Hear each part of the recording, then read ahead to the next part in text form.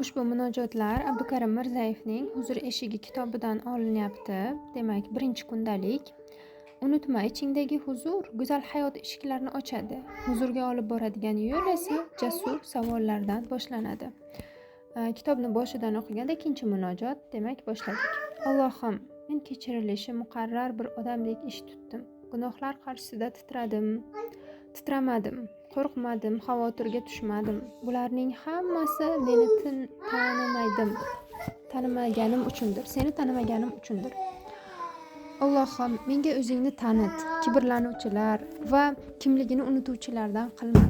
Haddimdan oshsam, jazoing muqarrar ekanligini eslaguvchilardan, tavbaga shoshuvchilardan qil.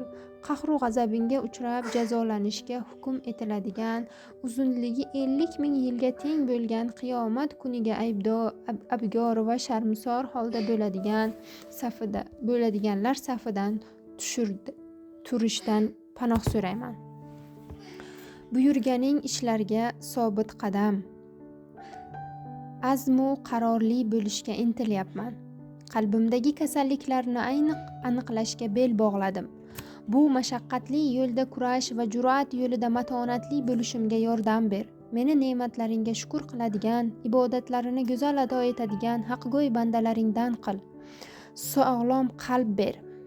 Gohida qanotsiz bo'lib qolaman. Bergan rizqingga qanoat qilmayman. Yana va yana dunyoga mukkasidan ketaveraman. Allohim, meni yaxshiliklar bilan to'xtat. Bir balo kelgandagina aqli boshiga keladiganlardan qilma. Musibatlarda qoldirma.